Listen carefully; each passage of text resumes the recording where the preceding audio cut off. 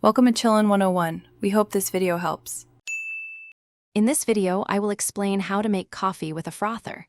We'll cover everything from brewing your perfect coffee to achieving that wonderfully creamy frothed milk. You'll learn the simple steps to combine these elements for a delightful beverage right in your own kitchen.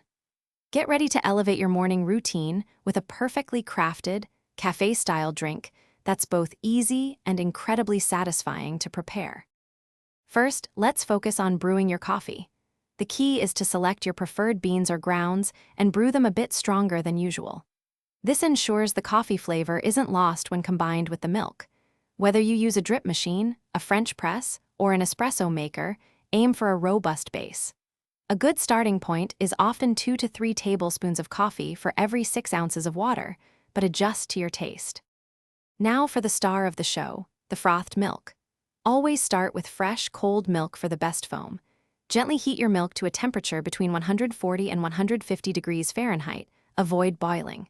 Then, using your chosen frother, be it a handheld device, a steam wand, or an automatic frother, incorporate air until the milk doubles in volume and achieves a velvety, smooth texture. This creates that delightful creaminess.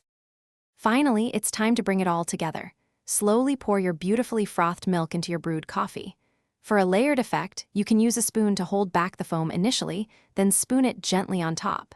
This creates that appealing visual and textural contrast.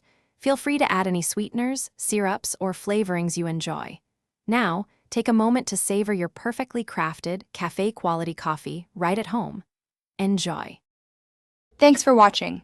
Consider subscribing if we helped you.